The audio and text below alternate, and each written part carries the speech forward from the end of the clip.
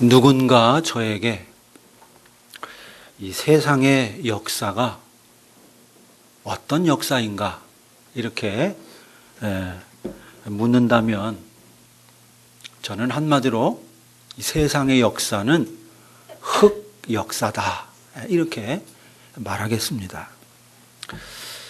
그리스도인들은 흔히 하나님이 온 세상의 왕이라고 고백합니다.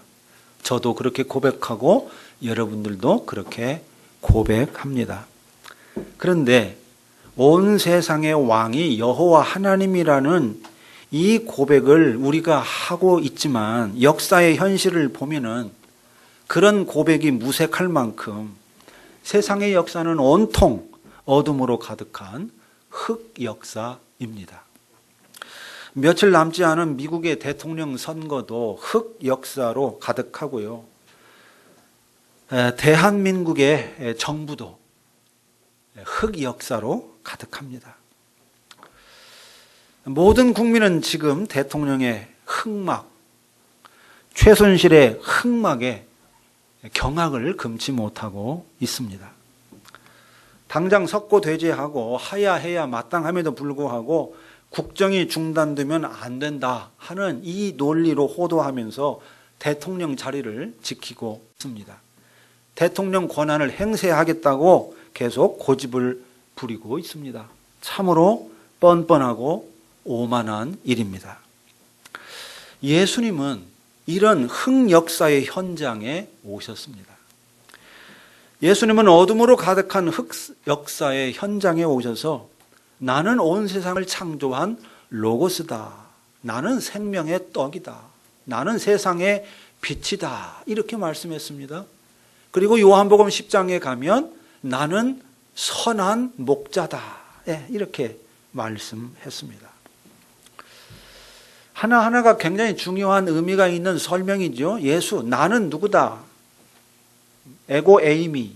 이 예수님의 이 표현, 굉장히 중요한 표현인데요. 특별히 이 나는 선한 목자다 하는 이 말씀은 이스라엘 백성들에게는 매우 익숙한 비유입니다. 그저 앞뒤 맥락 없이 튀어나온 그런 비유가 아니라 구약적인 맥락에서 나온 비유입니다. 구약 성경에 보면 이 목자가 이 왕을 가리키는 비유로 많이 사용되고 있습니다.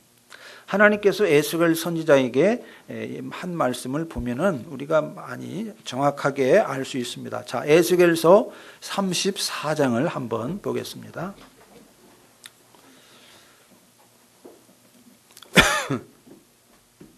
에스겔서 34장.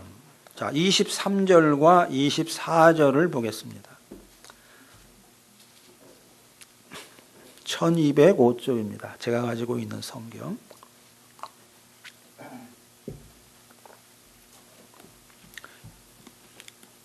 34장 23절. 내가 한 목자를 그들 위에 세워 먹이게 하리니. 자, 한 목자를 세우겠다 그랬습니다. 그는 누구냐? 내 종 다윗이라.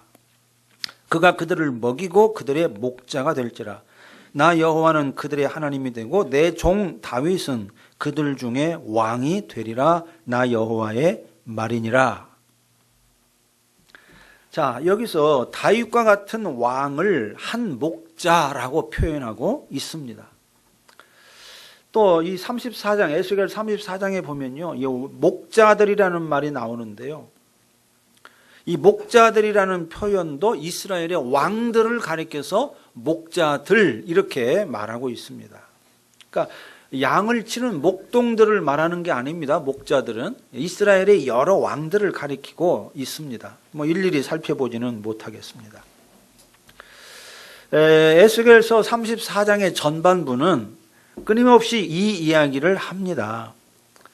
하나님께서 이스라엘의 왕들을 이스라엘의 목자로 세우셨는데 그 왕들이 제대로 목자 노릇을 하지 못한다. 이걸 계속해서 비판하고 있습니다. 그리고 나서 하나님이 아예 내가 친히 이스라엘의 목자가 되겠다. 이렇게 말씀합니다. 자, 15절을 한번 보십시오. 에스겔서 34장 15절 내가 친히 내 양의 목자가 되어 그것들을 누워있게 할지라 주 여호와의 말씀이니라. 예. 아예 하나님이 친히 하나님이 왕들을 목자로 세우셨는데 그 목자들이 목자의 역할을 제대로 감당하지 못하니까 오히려 양들을 잡아먹고 양들을 늑탈하니까 그걸 보고 하나님이 안타까워하시고 비판하시면서 아예 내가 너희들의 목자가 되겠다 이렇게 말씀하고 있는 겁니다.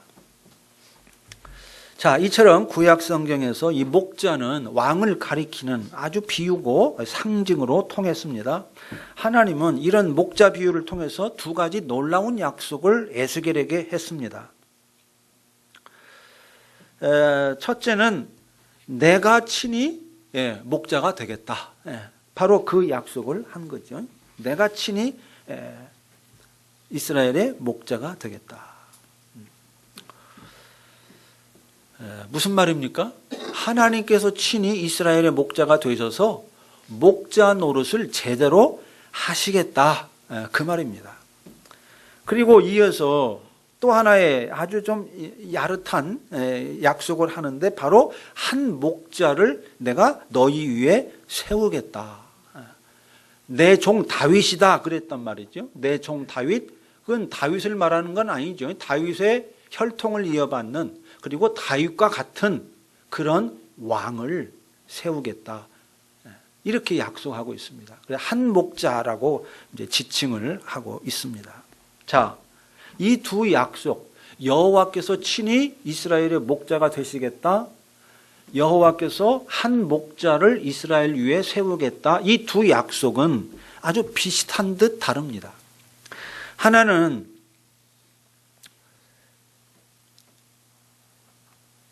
같은 약속인 것 같으면서 하나님이 친히 목자가 되겠다. 다윗과 같은 한 목자를 세우겠다. 자, 이 두 약속은 같은 약속인 것 같은데 같은 약속이 아니에요. 참 묘합니다. 생각하면 생각할수록 아주 묘한 약속이에요.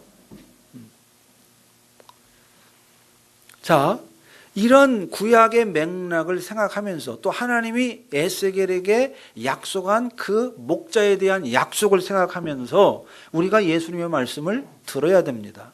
예수님은 바로 내가 선한 목자라고 말씀하실 때 이런 맥락을 생각하면서 말씀하신 거예요. 그러니까 나는 선한 목자다 이 말씀은 나는 여호와 하나님께서 에스겔 선지자를 통해 약속한 그 목자로 왔다 그 말입니다. 나는 하나님께서 약속한 이스라엘의 목자, 즉 이스라엘의 왕으로 왔다 그 말이에요. 특히 예수님은 나는 선한 목자라고 말했습니다. 이 말씀은 나는 다른 목자들과 다르다 그 말입니다. 다른 목자들은 이스라엘의 왕으로서 왕노릇 제대로 하지 못했지만은 나는 제대로 왕노릇하는 목자로 왔다 그 말입니다. 왕노릇하기에 전혀 부족함이 없는 진정한 왕, 참된 왕, 온전한 왕으로 왔다 그 말입니다. 예수님은 그 사실을 요한복음 10장에서 세 가지로 설명했습니다. 자, 요한복음 10장 10절 보십시오. 자, 우리가 지난번에 봤지만, 자, 요한복음 10장 10절부터. 나는 내가 온 것은 도둑이 오는 것은 도둑질하고 죽이고 멸망시키려는 것뿐이요 내가 온 것은 양으로 생명을 얻게 하고 더 풍성히 얻게 하려는 것이다. 이래서 나는 어떤 왕이냐? 양으로 생명을 얻게 하고 더 풍성히 얻게 하는 왕이다. 이렇게 말했습니다. 두 번째로 14절 나는 선한 목자라 나는 내 양을 알고 양도 나를 안다 그랬습니다. 목자가 양을 알고 양도 목자를 아는 그런 진정으로 양들을 아는 목자라는 말이죠. 양들의 필요를 제대로 채워주고 돌봐줄 수 있는 그런 목자, 왕이라는 말입니다. 백성과 깊이 소통하는 그런 지혜로운 왕이요 사랑의 왕일 뿐만 아니라 백성을 위해서 아예 자기 목숨까지도 버리는 왕이다. 이렇게 15절에서 설명했습니다. 그리고 마지막 세 번째로는 16절입니다. 또 이 우리에 들지 아니한 다른 양들이 내게 있어 내가 인도하여야 할 터이니 그들도 내 음성을 듣고 한 무리가 되어 한 목자에게 있으리라. 자, 이 우리 안에 들어있지 않은 자들까지도 나는 내 양들이 있다. 이 우리에 들지 아니했다 이 말은 무슨 말입니까? 아브라함의 후손 이스라엘 백성이 아닌 이방인들을 가리키는 겁니다. 이방인 중에도 내 양이 있다. 내가 그들까지도 이끌어내겠다. 이렇게 말함으로써 이 예수님은 이스라엘의 왕으로 오셨을 뿐만 아니라 온 세상의 왕으로 오셨다고 말하고 있는 겁니다. 이런 면에서 예수님은 선한 목자라는 겁니다. 이스라엘 백성들도 바로 이런 목자를 기다렸습니다. 하나님께서 에스겔 선지자를 통해 약속한 바로 그런 목자, 그 목자가 오기를 목 놓아 기다렸습니다. 헬라의 지배를 받을 때에도 그 목자가 오기를 기다렸고요. 지금 로마의 통치를 받으면서도 그 목자가 오기를 기다렸습니다. 예수님은 이처럼 목자를 목 놓아 기다리는 그런 이스라엘 백성들을 향해서 말씀했습니다. 내가 바로 그 목자요. 내가 바로 여러분이 기다리는 그 목자, 하나님이 보내겠다고 약속하신 그 목자라고 말하고 있는 겁니다. 그리고 여러 사건과 행동을 통해서 그런 목자임을 보여줬습니다. 우리가 아는 것처럼 예수님은 각색 병든 자들을 치유했습니다. 눈먼 자를 보게 했습니다. 종교의 울타리에 갇힌 자들을 해방시켰습니다. 귀신을 쫓아냈습니다. 세리와 죄인들과 함께 먹고 잔치에 참여했습니다. 유대인들이 혐오하는 사마리아로 갔습니다. 성전에서 이루어지던 죄 용서를 베풀었습니다. 이런 일들은 하나님이 약속한 목자가 오면 하게 될 일들이었습니다. 하나님이 이스라엘의 왕이 되시면 친히 하게 될 그런 일들이었습니다. 예수님은 이렇게 하나님이 약속한 목자가 오게 되면 할 일, 하나님이 이스라엘의 왕이 되면 하게 될 일들을 행함으로써 내가 바로 그 목자라는 사실을 증거한 겁니다. 말과 행동으로 온 이스라엘의 목자, 왕, 메시아일 뿐만 아니라 온 세상의 목자요 왕이요 메시아로 이 땅에 왔다는 사실을 증거한 겁니다. 자, 그런데 어찌된 영문인지 유대인들은 정작 예수님의 증거를 믿지 않았습니다. 예수님의 말씀을 듣고 예수님의 행하는 여러 목자의 행위들을 목도했으면서도 예수님이 과연 우리가 기다리는 그 목자인지를 확신하지 못했습니다. 그래서 예수님을 둘러싸고 물었습니다. 이때는 수전절이었습니다. 수전절에 예수님이 다시 예루살렘 성전의 그 회당에 그 회랑에 서가지고 계실 때 많은 사람들이 예수님을 둘러싸고 물었습니다. 당신이 언제까지 우리를 의혹하게 할 작정이요? 당신이 그리스도라면, 당신이 진정한 목자요 메시아라면 속 시원하게 명명백백히 말해 보시오. 이렇게 짜증 섞인 질문을 했습니다. 예수님은 저들의 질문을 받고 이렇게 대답했습니다. 나는 너희를 의혹에 빠뜨린 적이 없다. 나는 그동안 충분히 말했고 너희들이 볼 수 있도록 증거했다. 내가 아버지의 이름으로 행한 일들이 내가 누구인지를 증거하고 있는 것이다. 그런데도 불구하고 너희는 나를 믿지 않는다. 너희가 나를 믿지 않는 것은 너희가 내 양이 아니기 때문이다. 너희가 내 양이 아니기 때문이다. 아주 명쾌한 대답을 했습니다. 예수님은 먼저 내가 너희들을 의혹에 빠뜨린 적이 없다 이렇게 변명했습니다. 유대인들이 믿을 수 있을 만큼 충분히 알아들을 수 있을 만큼 말과 행동으로 증거했다고 말합니다. 그리고 유대인들이 그럼에도 불구하고 믿지 않는 이유를 아주 짤막하게 한마디로 말했습니다. 너희가 내 양이 아니기 때문이다.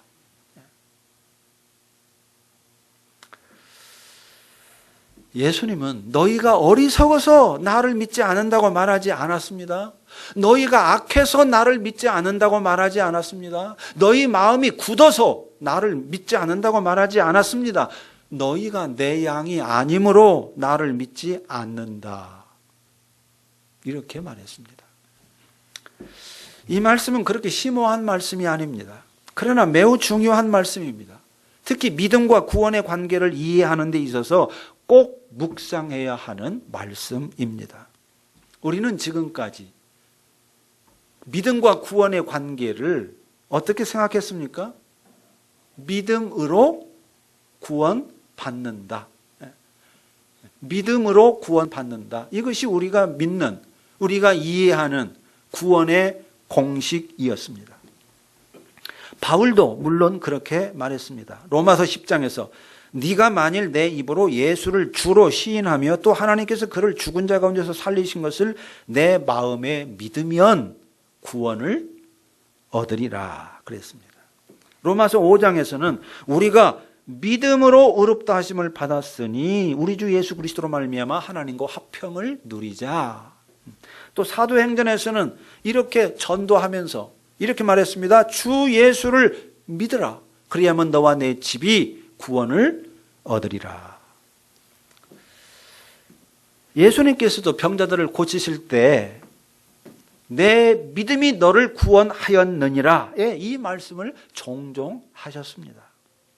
이처럼 성경이 구원을 말할 때마다 믿음을 앞세우고 있습니다. 그렇기 때문에 대다수 그리스도인들은 믿음으로 구원받는다. 이것을 구원의 공식이라고 생각했습니다.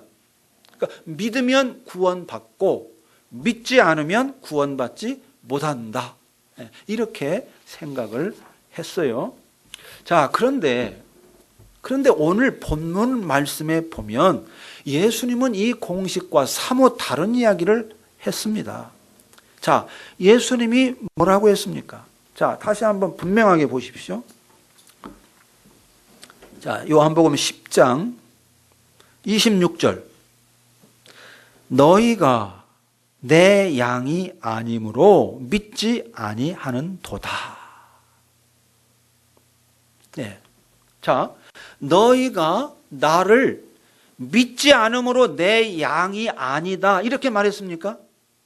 그렇게 말하지 않았어요. 정반대로 말했습니다. 이거 잘 들으세요. 너희가 나를 믿지 않으므로 내 양이 아니다. 이렇게 말한 게 아니에요.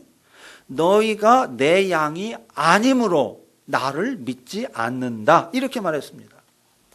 본래 우리가 생각하는 구원의 공식에 맞으려면 어떻게 말해야 됩니까? 너희가 나를 믿지 않으니 내 양이 아니다. 이렇게 말해야 되는 거죠. 근데 예수님은 너희가 내 양이 아니므로 나를 믿지 않는 것이다. 이렇게 말했어요. 이 말은 바울의 말과도 어긋나고 우리가 아는 구원의 공식과도 어긋나는 말입니다. 자, 예수님이 말 실수를 한 것일까요? 그럴 리가 없습니다. 예수님은 100번 옳은 말씀을 했습니다. 믿음과 구원의 관계를 근원적인 시각에서, 아주 근원적인 시각에서 제대로 꿰뚫고 하신 말씀입니다. 사실이 그렇습니다. 여러분, 믿어서 예수의 양이 되는 게 아닙니다. 예수님의 양이기에 믿는 것입니다. 믿음이 먼저냐 구원이 먼저냐 하는 것은요, 닭이 먼저냐 계란이 먼저냐 하는 것과는 차원이 좀 다른 문제입니다. 이것은 아주 섬세한 이해가 필요한 문제이고요, 믿음과 구원의 본질에 아주 큰 영향을 미치는 그런 문제입니다. 그렇기 때문에 굉장히 섬세한 이해가 필요합니다. 자, 생각해 보십시오. 믿음으로 구원받는다, 이 공식을 따라가면 어떤 일이 벌어질 것 같습니까? 믿음으로 구원받는다, 이 공식 속에 어떤 함의가 들어있는 것 같습니까? 믿음으로 구원받는다는 공식 속에는 믿음이 구원의 길이라는 함의가 들어있습니다. 믿음이 구원의 조건이라는 그런 함의가 알게 모르게 깃들어 있습니다. 그래서 믿음으로 구원받는다는 공식을 따라가게 되면은 자기도 모르는 사이에 믿음이 구원의 길이다 이 생각을 하게 되고요. 믿음이 구원의 조건이다 이 생각을 자기도 모르게 하게 됩니다. 그래서 믿음이 중요해지고 믿음을 강화하게 되고 믿음에 집착하는 그런 믿음 지상주의, 믿음 만능주의에 빠지게 되는 겁니다. 실제로 한국 교회가 그랬습니다. 한국 교회는 그동안 믿음으로 구원받는다 이 공식만 외치고 쫓아갔습니다. 그 결과 다들 믿음을 강조하고 믿음에 집착했습니다. 믿음 지상주의자, 믿음 만능주의자들이 됐습니다.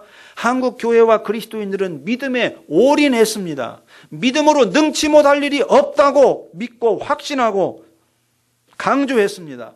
그리고 그렇게 믿음에 올인한 결과 교회가 크게 성장하는 놀라운 결실을 얻었습니다. 그런데 이 믿음 지상주의, 이 믿음 만능주의가 과연 옳은가 하는 겁니다. 과연 옳은가? 여러분, 믿음이 과연 만능일까요? 믿음으로 정말 능치 못한 일이 없을까요? 그렇지 않습니다. 믿음은 만능이 아닙니다. 믿음이 구원하는 것도 아닙니다. 믿음은 구원의 조건도 아닙니다. 솔직히 믿음에는 어떤 능력도 없습니다. 믿음은 구원의 조건도 아니에요. 자, 율법을 행하는 것이 구원의 조건이 될 수 없는 것처럼 믿음 또한 구원의 조건이 될 수가 없습니다. 믿음은 오직 구원의 선물입니다. 하나님께서 구원받은 자에게 베푸시는 선물입니다. 구원이라고 하는 이 선물 속에는요, 굉장히 많은 패키지 선물들이요, 정말 듬뿍 들어 있습니다. 헤아릴 수 없는 복이, 이 구원이라는 이 속에는요, 어마어마한 선물들이 담겨 있거든요. 근데 그 많은 선물 중에 하나가 바로 믿음인 것입니다. 구원의 수많은 선물 중에 아주 중요한 선물이 있는데 그게 바로 믿음이라는 선물이에요. 또 이 믿음은요, 예수님의 양, 하나님께 구원받은 자들이 살아가는 삶의 양식이고 존재의 양식입니다. 하나님의 백성은 오직 믿음으로 삽니다. 오직 믿음의 방식으로만 하나님의 백성답게 살 수 있지, 믿음이 아닌 그런 다른 방식으로는 절대로 하나님의 백성으로서 하나님의 백성답게 살 수가 없습니다. 하나님 나라에 속한 삶을 살 수가 없습니다. 그래서 하나님은 사람을 구원하실 때 믿음도 함께 주는 것입니다. 믿음이 있어야 하나님의 백성으로 하나님 백성답게 살 수 있기 때문에 우리를 구원하실 때 단지 구원만 하는 게 아니라 믿음이라고 하는 놀라운 선물도 함께 주는 거예요. 물론 사람의 눈으로 보면, 인간의 입장에서 보면요, 믿음으로 구원받는 것처럼 보이는 것이 사실입니다. 믿음으로 구원받는 것처럼 보여요. 그래서 그렇게 말할 수 있습니다. 그게 전적으로 틀리지 않았어요. 틀린 건 아니에요. 그러나 하나님의 눈으로 보면 믿음으로 구원받는다기보다는 구원받았기 때문에 믿는다. 이게 더 깊은 진실인 겁니다. 하나님이 사람의 믿음을 보고 구원하는 게 아니다, 그 말이에요. 하나님이 그 사람을 구원하면서 믿음을 선물로 주셨기 때문에 믿는다, 그 말입니다. 하나님의 눈으로 보면 순서가 그렇게 되는 거예요. 예수님 말씀을 더 들어보면 보다 확실해집니다. 자, 예수님께서 너희가 내 양이 아님으로 믿지 않는다, 이렇게 26절에서 말씀하고 나서 27절에 이렇게 말합니다. 내 양은 내 음성을 들으며 나는 그들을 알며 그들은 나를 따르느니라. 내가 그들에게 영생을 주노니 영원히 멸망하지 아니할 것이요 또 그들을 내 손에서 빼앗을 자가 없느니라. 아멘. 놀라운 확언을 냈습니다. 아무도 내 손에서 그들을 빼앗을 자가 없다. 대단한 확언인데요. 만일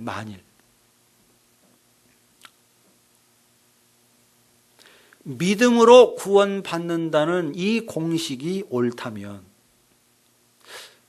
예수님이 이렇게 확언할 수 있었을까요, 여러분? 누구도 너희를 내 손에서 빼앗을 자가 없다. 이렇게 과연 말할 수 있었을까? 저는 불가능할 거라고 생각합니다. 왜냐? 사람의 믿음이란 우리가 잘 알지요. 조석으로 변합니다. 사람의 마음보다 더 간사한 것이 없고 사람의 믿음보다 더 구겨지기 쉬운 게 없습니다. 여러분 그렇지 않습니까? 그런데 이런 믿음으로 구원받는 것이 여러분 과연 가능한 일이겠습니까? 이런 믿음으로 받는 구원이 과연 견고할 수 있겠습니까?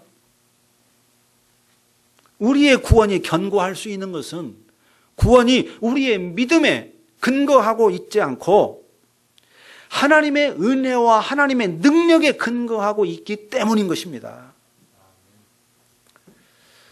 예수님은 우주 만물을 창조한 로고스요 선한 목자답게 또 구원의 주체답게 이 모든 걸 꿰뚫어 보셨습니다.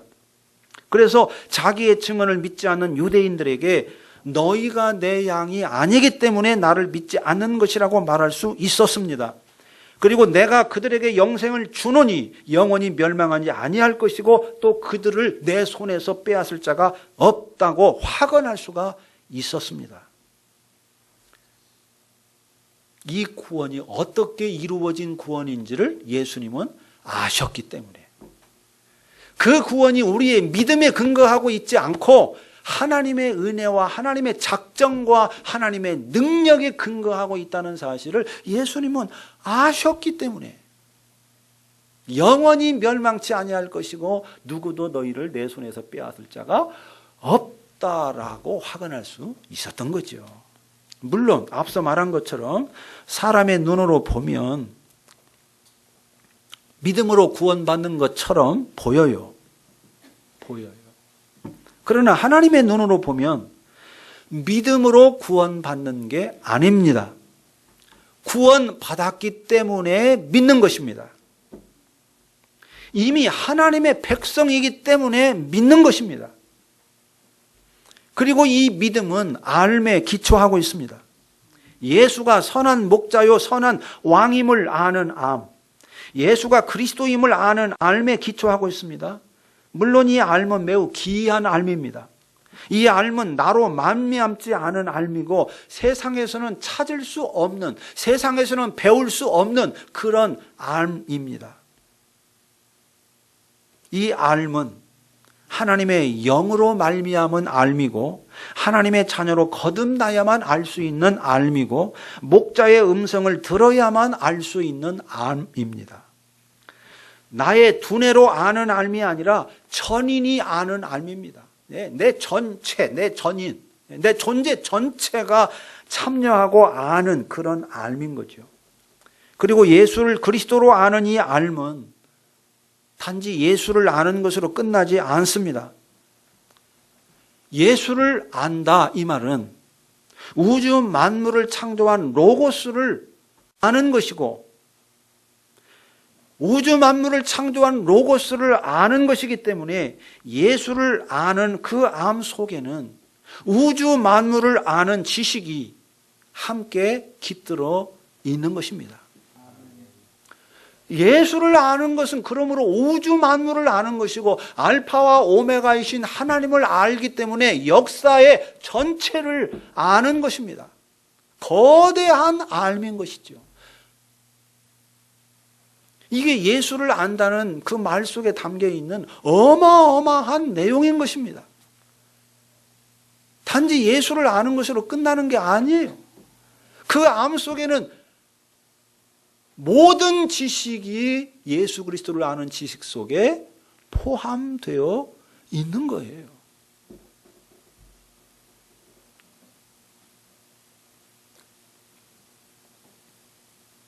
이 알은 정말 광대한 알입니다.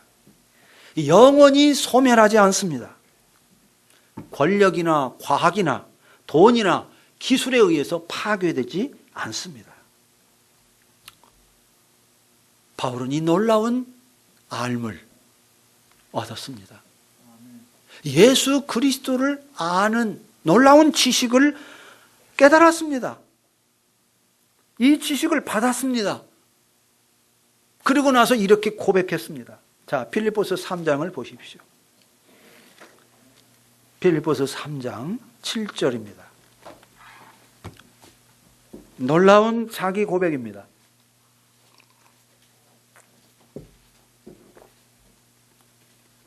자, 6절부터 한번 볼까요? 5절부터 보겠습니다.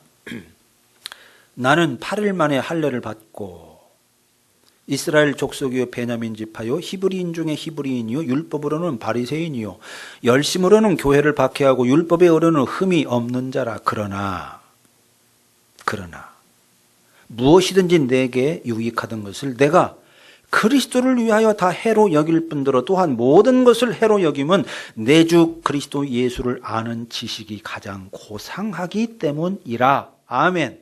고상하기 때문이라. 옳습니다. 주 예수 그리스도를 아는 지식이 가장 고상한 지식입니다. 고상한 지식이라 이 말은 최고의 지식이라 그 말이에요. 최고의 지식. 주 예수를 그리스도로 아는 이 지식은 가장 깊고 가장 높고 가장 광대하고 가장 고상한 알입니다. 그리고 이 알이 곧 영생이고 구원입니다. 하나님을 아는 것이 영생이라고 요한은 말하고 있습니다. 하나님을 아는 것이 영생이에요. 하나님을 아는 것, 주 예수 그리스도를 아는 것, 여러분 이것이 영생이고 이것이 구원입니다. 이 알은 세상에 있는 알이 아닙니다. 지금까지 제가 말씀드린 것처럼 놀라운, 신비한, 참으로 광대한 그런 알인 것이죠. 우리의 구원은 바로 이 알매. 하나님으로 말미암은 영원 전에 온 세상을 창조하기 전에 하나님이 작정하신 그 작정으로부터 시작된 그 알매 기초하고 있습니다. 그렇기 때문에 우리가 받은 구원이 영원히 흔들리지 않는 것입니다. 세상을 창조하기 이전에 하나님의 작정으로부터 비롯된 그 하나님의 계획이고 그 하나님의 계획을 우리가 알고 거기에 참여한 것이기 때문에 이 알은 결코 파괴되지 않고 흔들리지 않고 변화되지 않고 그리고 이 알므로 인하여 우리에게 주어진 이 구원은 결코 흔들리지 않는 것입니다. 내 믿음 때문에 흔들리지 않는 게 아니에요. 하나님의 작정이 흔들리지 않기 때문에 내가 받은 구원이 흔들리지 않는 것입니다. 기도합시다.